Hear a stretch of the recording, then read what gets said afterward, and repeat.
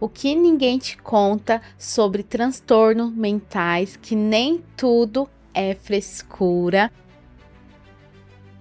A depressão e o transtorno do pânico são os que são mais considerados como frescura. Por que a pessoa, tendo tudo, tendo dinheiro, por que ela está deprimida? Ela tem tudo. Eu ainda vejo que existe um preconceito de uma pessoa procurar aí um psiquiatra, né? Só quem procura, né? Quem tá louco, não. O que você vê em relação ainda, por que as pessoas têm esse receio de procurar um psiquiatra? Mais um Natcast no ar. Se você já está nos assistindo, já curta esse podcast, já compartilha. Se você ainda não é inscrito aqui no nosso canal, se inscrevam para vocês ficarem aí ligadinhos em todos os nossos conteúdos. E hoje vamos ter um tema, vamos falar sobre o que ninguém te conta sobre transtornos mentais, que nem tudo é frescura.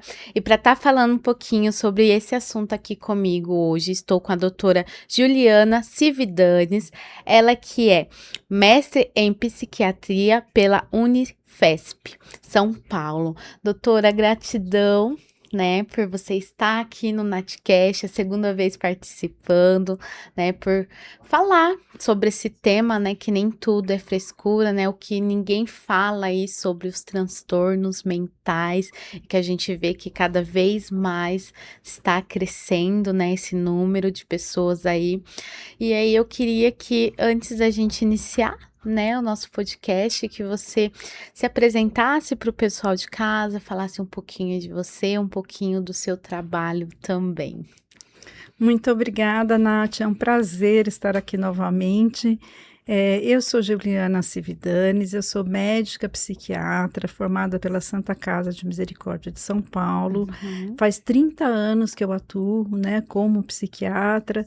Já trabalhei em diversos hospitais importantes aqui em São Paulo, mas há algum tempo eu estou só no consultório, atendendo só pacientes no consultório. E o meu trabalho realmente é trazer alívio, né, e também um alento para as famílias, porque quando a gente tem um transtorno mental, não é só o paciente que sofre, Sim. as famílias sofrem junto. Então, esse atendimento, esse tratamento é muito importante, não só para o paciente, mas para a comunidade também. Sim. Doutora, para a gente iniciar, eu queria que você falasse um pouquinho para nós, o que hoje é considerado um transtorno aí mental e quais são, assim, os mais famosos, né, que o pessoal mais conhece como transtorno mentais? É interessante porque durante muito tempo, né, os transtornos mentais eram tidos como pessoas loucas, pessoas que deveriam ser afastadas da sociedade, até realmente trancadas em manicômios e lá ficar. Isso foi se transformando ao longo do tempo, principalmente devido ao surgimento, né, de medicamentos que conseguem controlar grande parte desses sintomas. Mesmo assim, ainda hoje existe muito preconceito, né? Então, um transtorno mental é um conjunto de sintomas afetivos, né, sintomas emocionais e sintomas comportamentais que desviam da normativa e que trazem para aquele paciente um sofrimento intenso e uma dificuldade de performar de forma igual a outros indivíduos na sociedade. Então, o transtorno mental ele pode ser definido como isso, né? Alterações emocionais e comportamentais que trazem muito sofrimento e fazem com que o paciente não consiga performar na sociedade conforme o esperado para idade, classe social e educação dele. Sim. E isso tudo acaba sendo visto pelas pessoas como uma coisa talvez perigosa, uma coisa pejorativa. Sim, Hoje em dia, né, ficou mais popular. sim. As mídias falam, principalmente durante a pandemia, falou-se muito em saúde mental, né, que é diferente do transtorno mental. O que que é saúde mental, o que que é transtorno mental, são coisas diferentes. Mas falou-se muito sobre isso, então isso ficou muito mais popular. O que a gente percebe é que tem alguns transtornos que realmente viralizaram, principalmente Uhum. no Instagram, não Sim. necessariamente de forma correta, né? E isso que traz um pouco de angústia para nós médicos, mas que viralizado, como o transtorno bipolar do humor, o transtorno borderline de personalidade, o transtorno de déficit de atenção e hiperatividade, o transtorno do pânico, a própria depressão, né? Então a depressão ali, ela entra, né, nessa parte de transtorno mentais. A depressão entra, é que ela, no popular, as pessoas, qualquer um que esteja um pouco triste com alguma coisa, tá deprê, tá deprimido. Uhum. Isso não é a depressão clínica.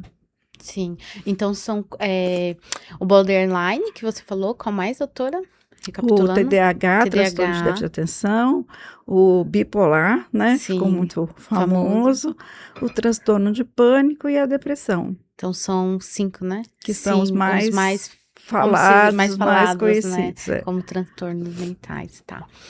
Doutora, os transtornos mentais têm apenas causas emocionais ou também envolve fatores biológico e ambientais? Todos, né? A gente fala que os transtornos mentais, eles são transtornos multifatoriais.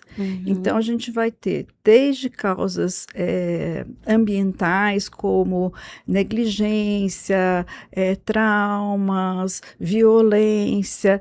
Tem que ter uma base biológica, então, alterações principalmente genéticas, que causam alterações no funcionamento do cérebro, e algumas vezes ter a personalidade do próprio paciente. Uhum. Então, nunca é uma coisa só. Só, Então, sim. sempre é um grupo de fatores que vai fazer com que esse transtorno apareça ou não. Tá. E aí, vamos supor, a pessoa, se ela tem ali, né, algum dos transtornos, o ambiente ele pode piorar ela ter mais, vamos supor, agravar mais esse transtorno dependente do ambiente, se é um ambiente aí conturbado, né, cheio, vamos dizer, cheio do caos, isso pode piorar esse transtorno dela? Com certeza pode piorar. Então, se você tem, por exemplo, uma família muito reativa, né, então existem muitos estudos mostrando que se você tem uma família muito reativa, com muita emoção expressa negativa, então o que que é a emoção expressa? É como o familiar expressa a emoção diante daquele paciente que tem transtorno. Uhum. Existem escalas que medem essa forma de responder emocionalmente à presença daquele paciente. Quanto maior a emoção expressa negativa, pior a evolução do paciente. Então, aí a gente já vê um impacto do meio. Outro impacto importante do meio é quando o paciente ele trabalha, né? Mas ele trabalha ou em ambientes muito hostis, ambientes que são que cobram muito, ambientes difíceis. Isso também pode piorar. Né? Uhum. A falta também, não é só o excesso, a falta. Então, aquele paciente que vive sozinho, que não tem o suporte social, a tendência também é piorar. É piorar. Então, o meio ambiente pode ser tanto um fator para desencadear, como um fator mantenedor do transtorno. Eu acho que principalmente na parte aí do transtorno da depressão, né, se a pessoa ela se afasta muito, né, das pessoas aí, se ela se isola muito, isso tende a piorar, né, doutora, essa questão da depressão, né?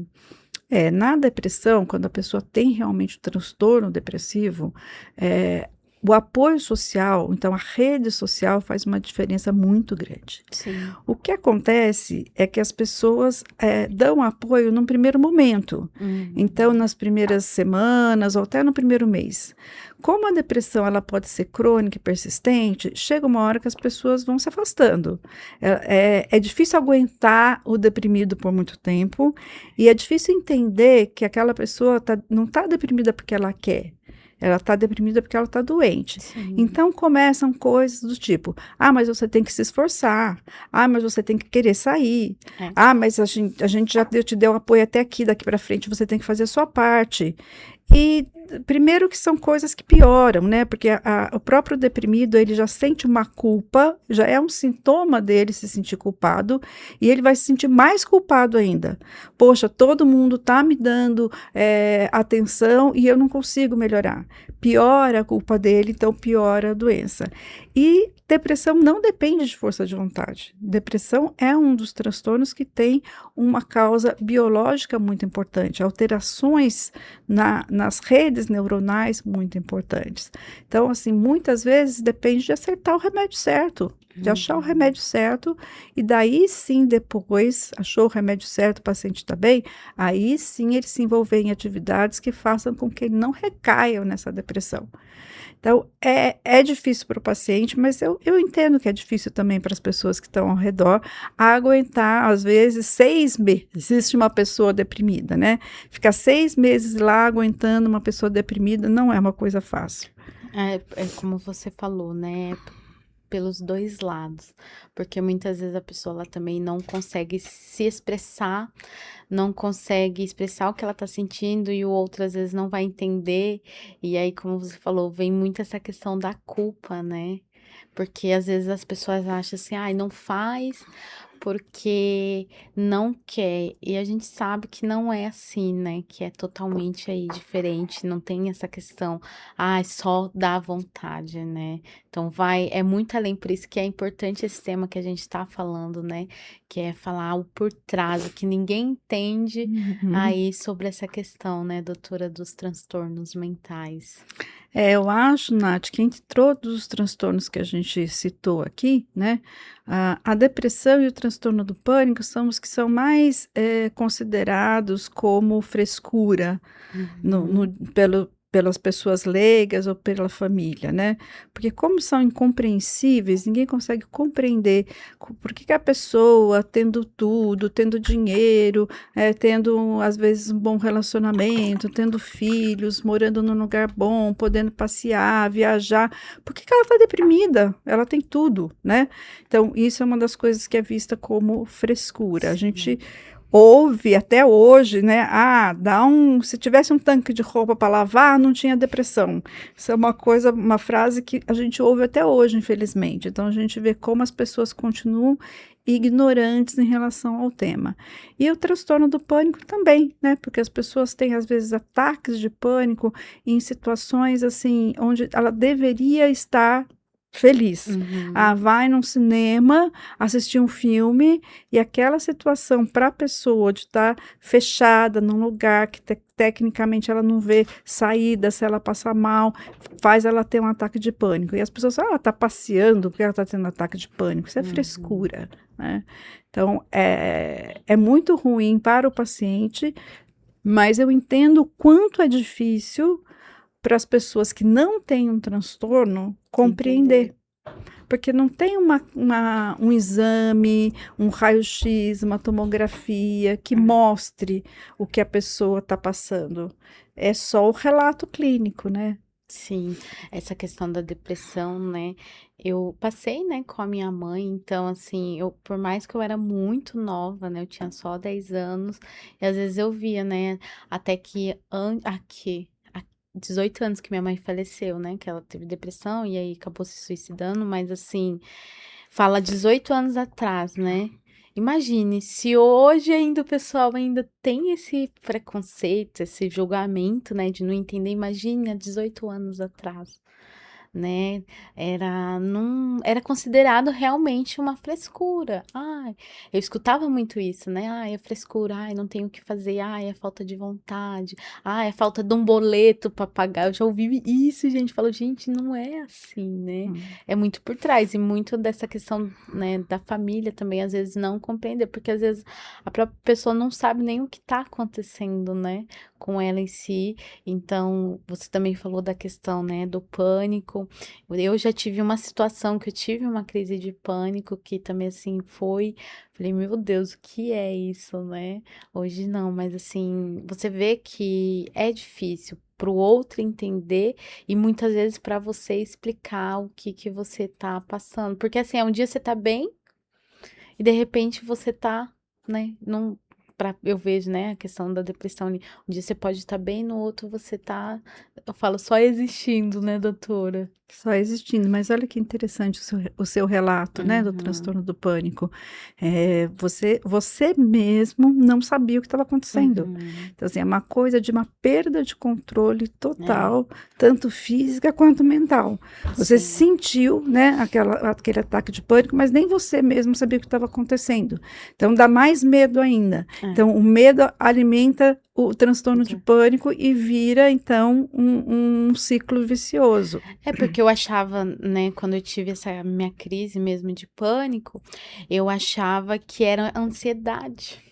E não era ansiedade. Eu estava tendo uma crise por conta de uma mudança, assim, que foi muito, assim, brusca. E aí eu fui entender que na minha infância a gente, né, passou por muitas mudanças de casa e eu criei um trauma de mudança, né, que foi inclusive o ano passado, quando eu voltei, né, para lá, para o Paraná, eu tive uma crise de pânico muito forte, eu não conseguia entender o porquê, o que estava acontecendo, e aí a gente foi buscar, foi ver, e aí eu falei, mas eu achava que era só ansiedade, mas não parecia só ansiedade, né, e aí eu falava, o que que é isso, né, que daí foi ver que era a crise de Um ataque de pânico. pânico. Então, situações emocionais, até inclusive do passado, traumas, Uhum, levaram aí uma desregulação, né, do cérebro, o cérebro, ele tem um mecanismo de se proteger dessas situações traumáticas, mas em alguns momentos esse mecanismo ele não é o suficiente.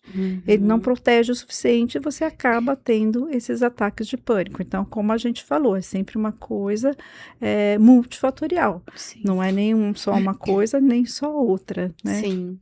O doutor, hoje a gente vê, né, que hoje a gente está se falando mais sobre essa questão da saúde mental, né, de cuidar da saúde, mas eu ainda vejo que existe um preconceito de uma pessoa procurar aí um psiquiatra, né, que ainda existe, como você falou no início do podcast, só quem procura, né, quem tá louco, não. O que que você vê, em relação ainda, por que que as pessoas têm esse receio de procurar um psiquiatra?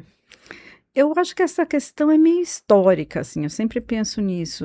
Com certeza as pessoas têm vergonha, têm preconceito de procurar um psiquiatra, então primeiro procura-se um psicólogo, se o psicólogo não dá conta, um neurologista, aí quando o neurologista não dá conta, aí vai para o psiquiatra. Então a gente é sempre o último a receber o paciente e muitas vezes quando a gente recebe o paciente, ele já está há 10 anos, 15 anos com o transtorno e nunca tratou de forma adequada, o que dificulta muito a nossa vida, né? Porque os Uhum, transtornos mentais, eles são que nem o câncer. Quanto mais precocemente diagnosticar e tratar, melhor o prognóstico. Mas, infelizmente, a gente acaba pegando aí os pacientes que já estão com 10, 15 anos de evolução da doença e que ficaram pulando de médico em médico. É muito comum passar no cardiologista, no neurologista, na ginecologista, no endocrinologista, até chegar no psiquiatra.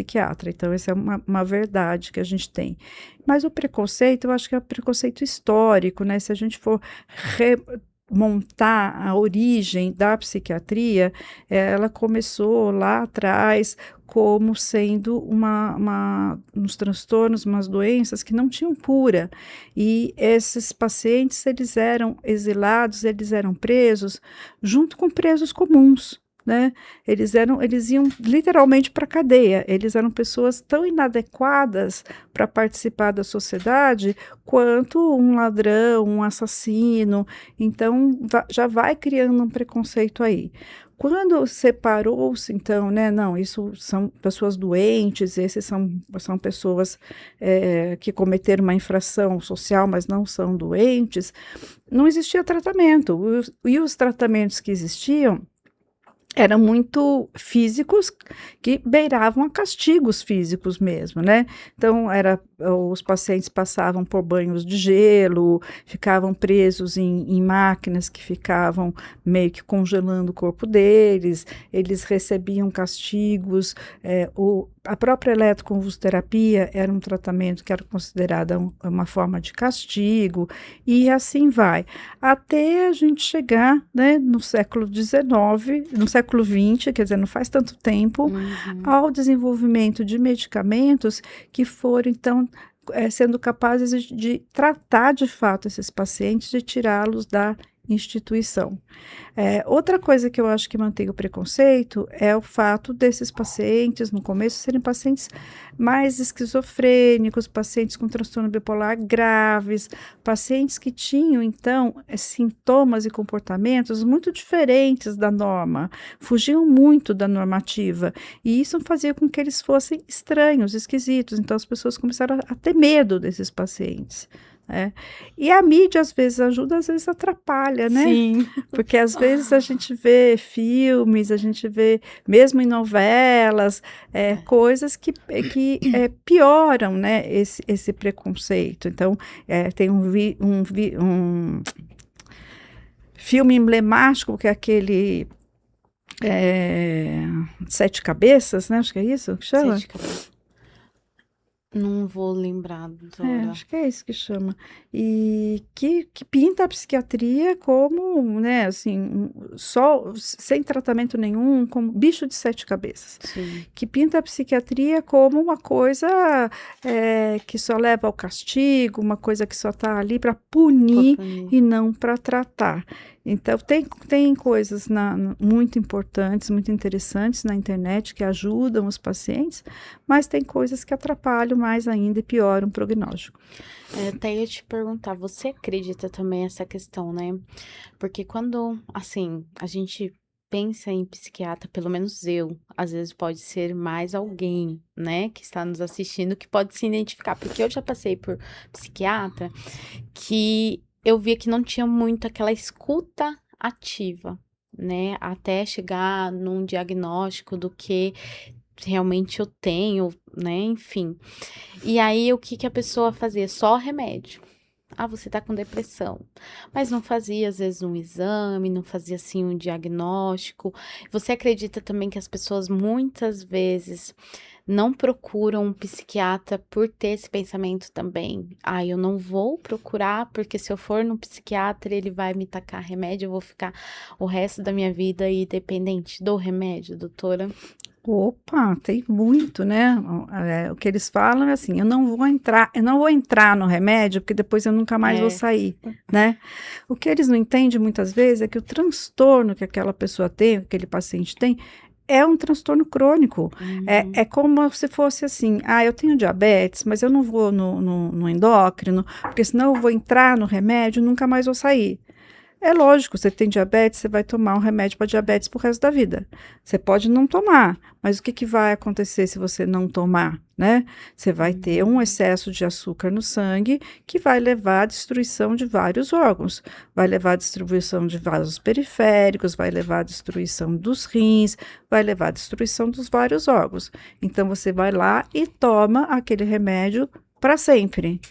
Então, transtornos crônicos, doenças crônicas, independente de ser clínicas, independente de ser psiquiátricas, doenças crônicas necessitam de tratamento crônico. Então, não é que eu vou entrar no remédio e nunca mais sair, nunca mais vou sair se a meu transtorno for crônico.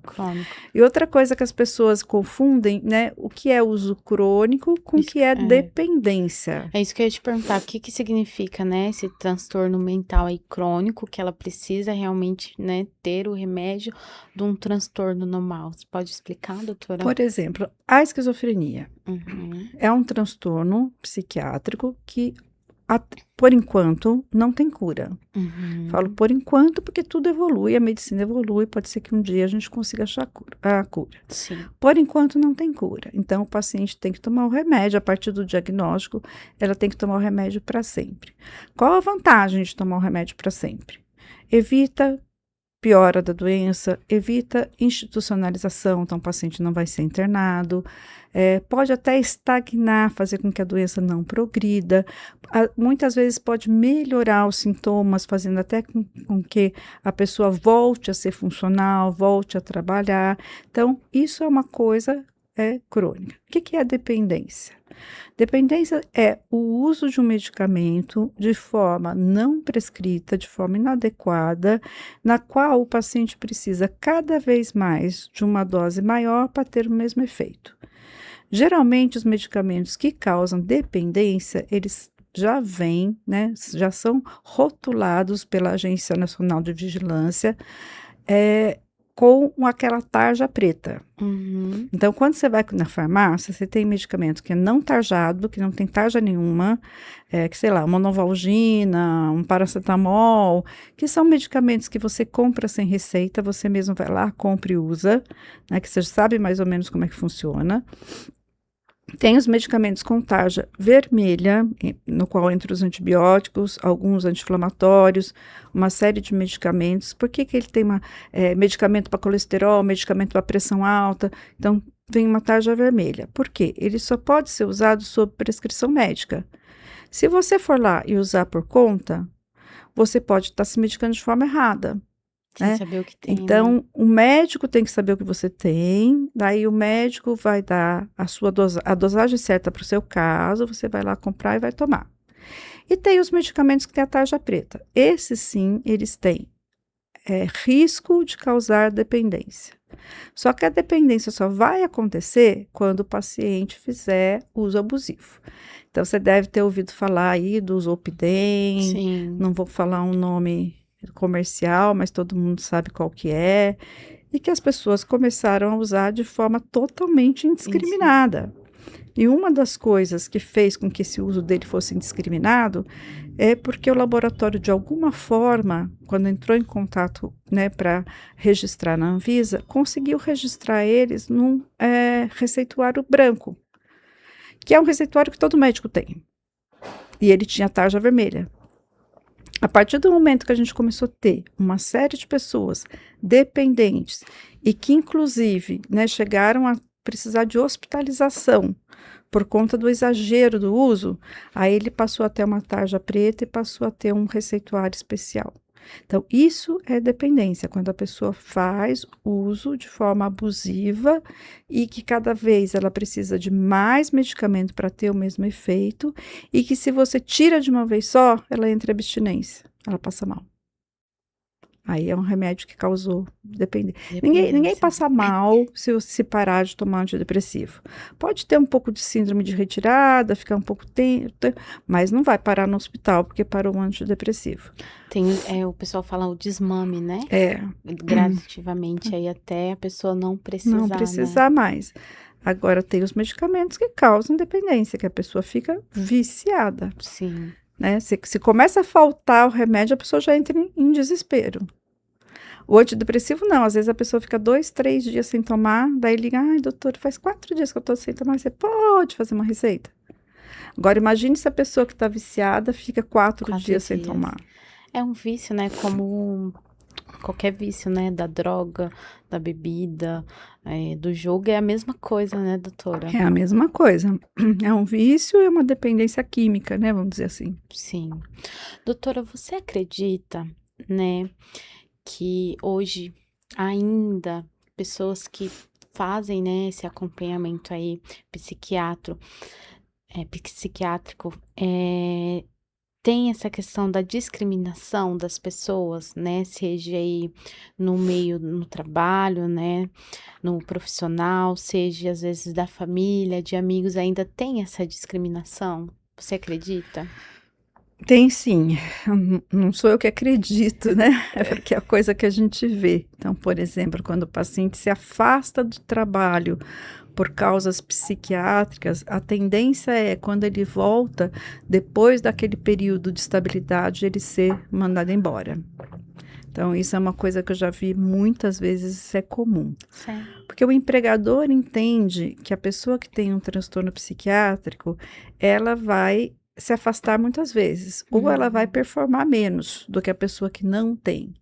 Então, ele já quer se livrar daquele empregado, daquele colaborador que vai dar prejuízo para ele, né? Então, a gente vive num mundo capitalista, um Sim. mundo que a produtividade vem em primeiro lugar. Se ele entende que o colaborador vai performar menos, ou porque vai se afastar mais vezes, ou porque a próprio transtorno faz com que ele trabalhe menos, ele acaba sendo demitido, né? Mas o preconceito não está só, né, no âmbito do trabalho, está no âmbito geral.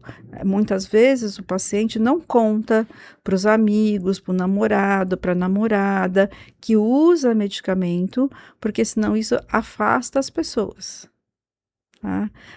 Né, você está namorando alguém, aquela pessoa, e você toma remédio, principalmente para transtornos mais graves, como esquizofrenia, transtorno bipolar, a pessoa fala, não, só vai me dar dor de cabeça, essa pessoa é louca, eu já vou terminar com ela logo, seguir em frente, porque eu não quero ter problema com essa pessoa. Então, até hoje, a discriminação é muito grande. É discriminação social mesmo, né? Essa coisa que você mesmo falou, de achar que é frescura. Você falou um ponto que me veio uma memória, né? Você falou da questão do trabalho, né? Hoje, assim, eu tenho visto que muitas empresas, no momento de contratação, eles já perguntam, né, no exame ali, de contratação, se a pessoa tem depressão, se a pessoa tem ansiedade, se a pessoa toma remédio. Antes ali, já tem essa discriminação, né? Já, daí o paciente fica entre a cruz e a caldeirinha, Pode né? ser que às vezes essa pessoa pode até omitir, doutora, que tem essa, né, a gente é uma doença, né? Por conta que às vezes a pessoa, olha, eu tô precisando e eu vou omitir que eu tenho, porque às vezes se eu falar que eu tenho a depressão, eu não vou ser contratado. Então, o que acontece na maior parte das vezes é isso, a pessoa acaba omitindo, né? Tanto que tem o transtorno até a medicação que toma, mas quando em algum momento, né, ela passa a ter os sintomas, fica difícil ela explicar, né? Uhum. Como que ela não tinha, agora que ela Que ela tem, tem. fica uma situação bastante Delicado, né? delicada, mas não é imaginação da pessoa, né? Ela não está paranoica de achar que se ela responder de forma adequada, ela não vai ser contratada, porque isso É é a fato, realidade, é a né? realidade. Doutora, no seu ponto de vista, né? O que que você acha que muitas vezes as pessoas demoram tanto, precisa às vezes entrar num, vamos se dizer, o copo transbordar, ou às vezes entrar num esgotamento mental muito grande, para daí sim ela procurar uma ajuda? Eu acho que é principalmente o preconceito, e o medo, né, o receio de como ela vai ser vista. Principalmente as pessoas que trabalham aí no mundo corporativo, onde você ter uma alteração emocional, ter um transtorno mental, é caracterizado como fraqueza, né. Eu acho que tem, de uma forma geral, o trabalho exige das pessoas o tempo todo estar bem, estar feliz, estar produtiva. E se você admitir que você não está dando conta, é como se você tivesse assinando um atestado de fraqueza. Então, isso é muito comum na medicina, isso é comum no mundo corporativo, isso é comum em várias áreas de trabalho, onde você tem que estar bem e estar performando sempre, porque senão você não serve, Sim. né. Você é fresco, tá com mimimi, você não tem força suficiente, você não é capaz de trabalhar. Então vem uma série aí de julgamentos, quando de fato a pessoa está doente. E eu falo que, assim, julgamentos que não viriam se a pessoa tivesse uma diabetes, se a pessoa tivesse uma hipertensão, ou mesmo se a pessoa tiver um infarto, né, todo mundo tem dó quando a pessoa tem um infarto. E todo mundo tem medo ou raiva quando a pessoa tem depressão. É isso que eu ia te falar, né? Esses julgamentos, né, às vezes muitas críticas, isso pode até acabar piorando, né, a situação aí da pessoa que tem esses transtornos, né, doutora? Sim, porque ela esconde de todo mundo e muitas vezes esconde dela mesma, né. Fala: "Não, não tenho nada, isso vai passar", e não busca ajuda. E, de novo, quanto mais precoce for essa diagnóstico, esse tratamento, melhor o prognóstico. E mais rápido, né, mais rápido, às vezes, até com questão do tratamento dela, né. Sim, mais rápido até para sair da crise, né.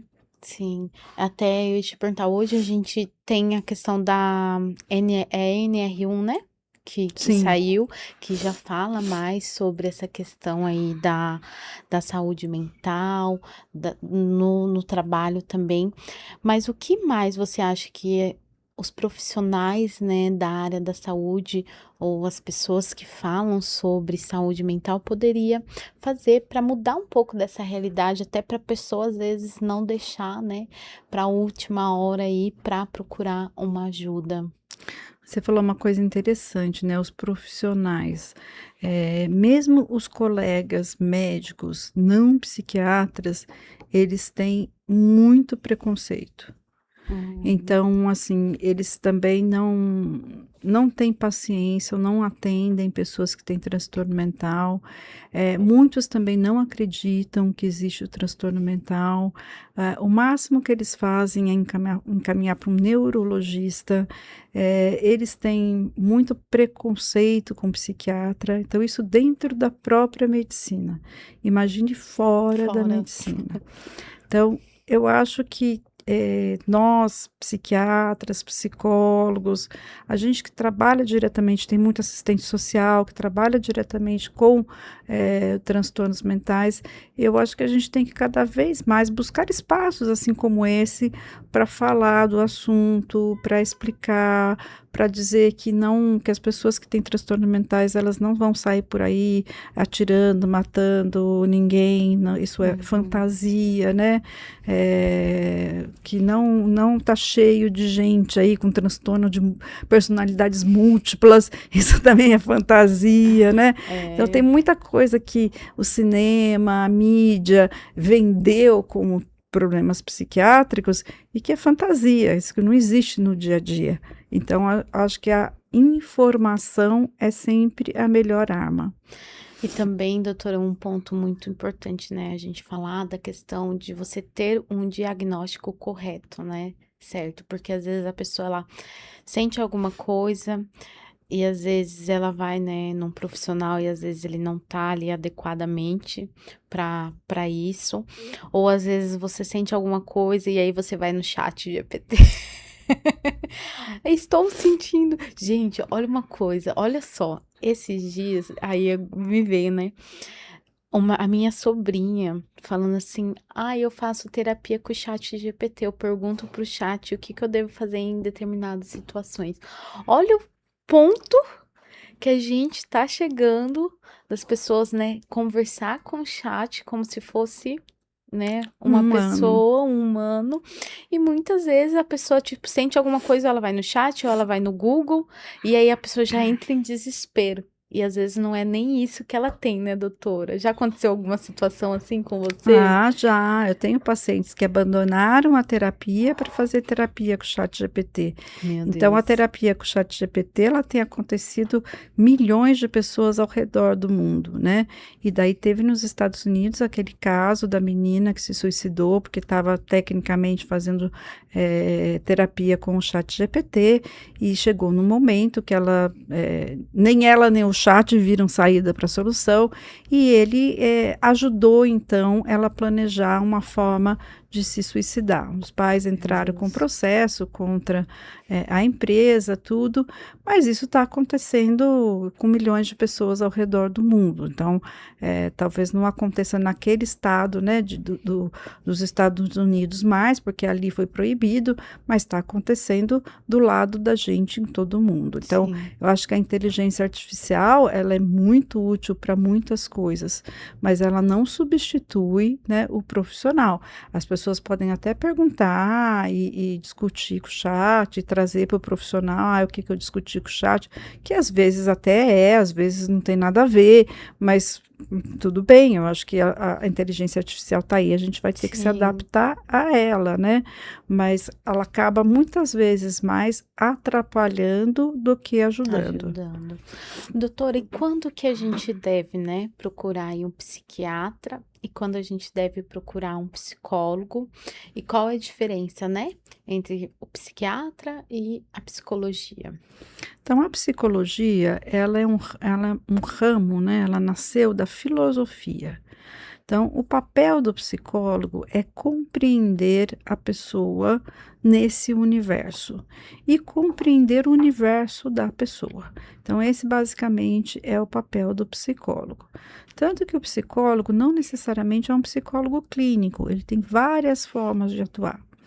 Quando ele é um psicólogo clínico, ele vai fazer uma compreensão do paciente dentro, então, das escolas, né, psicológicas ou psicanalíticas que ele estudou. Cada um adota uma linha e vai tentar compreender e tentar ajudar o paciente a melhorar os sintomas que ele tem dentro daquela linha que ele escolheu. Pode ser a psicanálise, análise junguiana, Melanie Klein, tem várias linhas, cada um adota uma e vai tentar compreender, ajudar a melhorar os sintomas, tirar o sofrimento daquele paciente.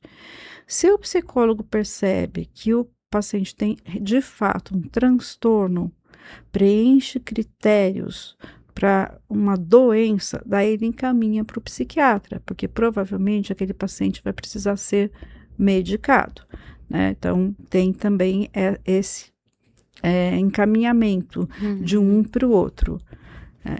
Agora, se você já tem um transtorno, se você já tem sintomas, se a sua vida já está parada, se você já está com dificuldade de atuar, se você já está com sofrimento e você tem sintomas muito específicos, você já pode ir direto para o psiquiatra. Aí, depois que você melhorar esses sintomas, o psiquiatra provavelmente vai te encaminhar para fazer uma psicoterapia. Então, eu falo assim que o psicólogo, ele trabalha com o humano, com o conhecimento do ser humano, o autoconhecimento. E o psiquiatra, como ele é médico, ele trabalha com a doença, né? Então, assim, infelizmente a gente ainda não tem uma medicina preventiva. A medicina ocidental, ela não é preventiva. Então, a gente não vê o paciente antes e faz algumas intervenções antes dele ficar doente. A gente já vê o paciente doente. E na psiquiatria não é diferente. A pessoa que chega para a gente já é o paciente doente. O ideal seria ter prevenção? O ideal seria ter prevenção em todas as áreas, mas não é isso que acontece. Então, o psiquiatra, ele é o médico. Do mesmo jeito que se você tiver uma pneumonia, você vai no médico, você não vai no psicólogo. Do mesmo jeito que se você tiver um problema renal, você vai no médico, você não vai no psicólogo. Ginecologista, você vai no ginecologista, ainda faz prevenção. Sim. Já eles são os melhores, são os únicos que fazem prevenção, né? Se você tiver um câncer, você vai no oncologista. Se você tiver uma doença psiquiátrica, você vai no psiquiatra. Se você está só perdido, né, não sabe o que você quer, onde você quer chegar, você quer se autoconhecer, você vai no psicólogo. O psicólogo, ele consegue fazer, né, vamos supor, se a pessoa, ela tá assistindo, às vezes ela se identificou com alguns sinais, né, dos transtornos. E aí ela pode já ir direto no psiquiatra ou ela pode passar no psicólogo e o psicólogo, ele consegue fazer esse diagnóstico se ele tem ou não um transtorno mental? Alguns psicólogos conseguem. Tá. Quando são psicólogos bem formados, quando são psicólogos que fizeram estágio em saúde mental de fato, alguns conseguem, outros não. Porque para você fazer o diagnóstico, você tem que ter se dedicado a estudar isso, né? Então, alguns vão ficar lá, o paciente está com uma depressão, inclusive tem alguns que não aceitam, né, que exista isso. Eles não aceitam, por exemplo, que exista depressão. Sim. Eles acham que é um processo de aprofundamento, que o paciente precisa passar por aquilo para se autoconhecer. Eles não aceitam isso como uma doença. Então, eles não aceitam a medicação. E o paciente fica anos lá no divã sofrendo, quando, se ele tomasse um medicamento, em 3 meses ele já estava Ele já bom. estava bom. Então, existe ainda essas dificuldades entre as duas áreas. Sim. Doutora, o que que é necessário, né? Como que é feito aí o diagnóstico para a pessoa, como você trabalha, né? Para você saber se a pessoa ela tem algum transtorno ou não. Então, o diagnóstico, por enquanto, ainda é eminentemente clínico. Uhum. Então, o paciente vai lá, relata, a gente vai perguntar desde o começo da vida dele, tudo que aconteceu, até agora, o que ele está acontecendo, o que ele está sentindo, quais são os sintomas, se já teve antes, se não teve, se tem pai e mãe com problema psiquiátrico na família, e daí esse conjunto de informações e principalmente de sinais e sintomas que levam a gente fechar um diagnóstico e dizer, não, você tem uma depressão, não, você tem um transtorno bipolar, não, você tem uma esquizofrenia. Então, é essa história clínica, essa análise que a gente Clínica, faz, né? clínica, que dá o diagnóstico. Uhum. E no futuro, talvez não muito longe, a gente tenha testes genéticos que ajudem a gente a fazer esses diagnósticos. Então, isso está evoluindo muito rápido, porque as alterações no transtorno psiquiátrico, elas não são alterações anatômicas, que nem, por exemplo, você vai num neurologista, ele faz uma ressonância e vê lá que você tem um tumor e aquele tumor está trazendo algumas alterações para você. Fácil, anatômico. Do ponto de vista psiquiátrico, as alterações são funcionais. Sim. Então, elas são intracelulares. Então, a única coisa que vai ajudar a gente ter um marcador biológico é provavelmente os marcadores genéticos. Legal. Doutora, eu queria, né, antes da gente encerrar, que você deixasse, né, uma mensagem aí para o pessoal de casa que está nos assistindo. Também, né, se alguém ficou com alguma dúvida, você pode entrar em contato com você.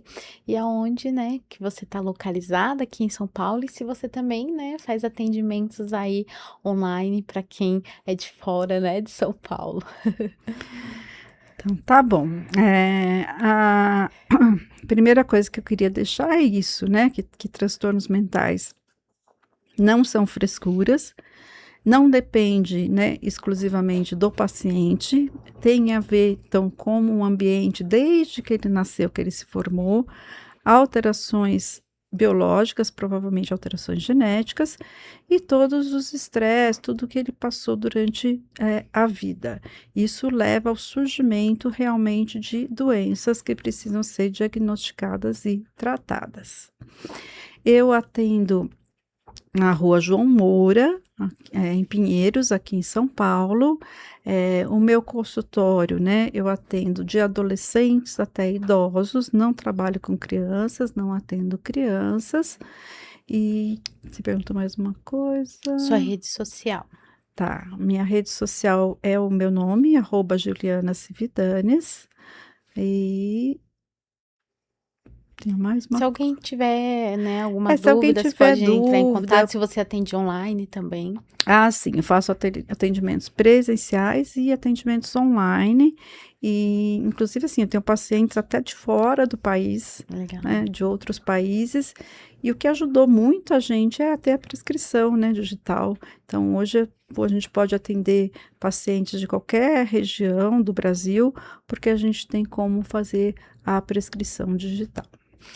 Legal, doutora. Quero agradecer, né, por você estar aqui no Natcast, por a gente falar, né, sobre saúde mental, sobre transtorno mental, que eu amo falar. Eu falo que sempre, cada vez mais, trazer conhecimento, trazer consciência, né, para quem nos assiste. E aí a gente vai mudando, né, o mundo com essas informações, com esse conhecimento. Então, quero te agradecer por você estar aqui novamente no Natcast.